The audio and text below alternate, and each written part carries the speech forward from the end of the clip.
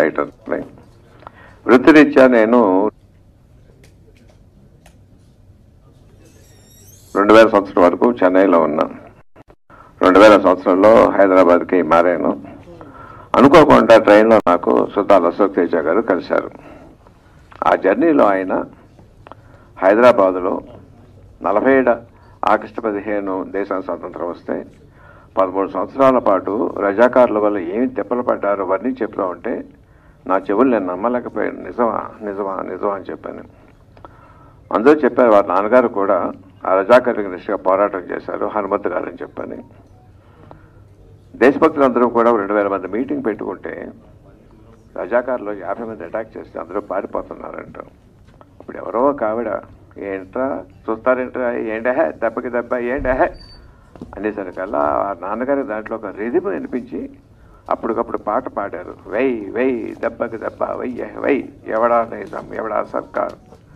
ఆ పాటకి పాడిపోతున్న వాళ్ళు ఆవేశం వచ్చి తిరిగి రజాకారు తరిమి కొట్టారని చెప్పారు నాతోటి. చాలా థ్రిల్లింగ్ అనిపించింది. వచ్చిన కొత్త నాకు పెద్ద పని ఉండేది కాదండి. స్కూటర్ తీసుకుని ఎక్కడితో నిజాం హైదరాబాద్ స్టేట్లో ఏదో విలేజెస్కి వెళ్తూ ఉండేవాడిని. అక్కడ వాళ్ళ తాలూకు అనుభవాలు వింటూ ఉండే, ఒళ్ళు చెల్లించిపోతూ ఉండేది. అలా చూస్తుంటే ఒకసారి నిజామాబాద్లో కిల్లా అని ఉందండి కొండపైన. అక్కడ వెళ్తే దాశరథి గారు రాశారు, నా తెలంగాణ ఒకటి రతనాల వీణని చెప్పని.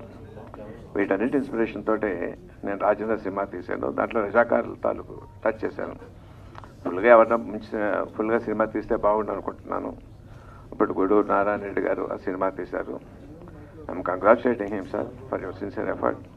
నేను సినిమా చూడలేదండి, కాబట్టి రివ్యూలు అన్ని చాలా బాగున్నాయి. చూసిన వాళ్ళు చాలా గొప్పగా తీశారని చెప్పారు.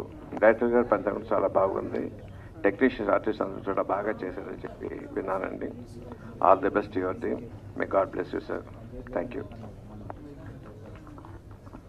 Thank you sir. Thank you so much. మీ బోటి వారి నుంచి అభినందనలు రావడం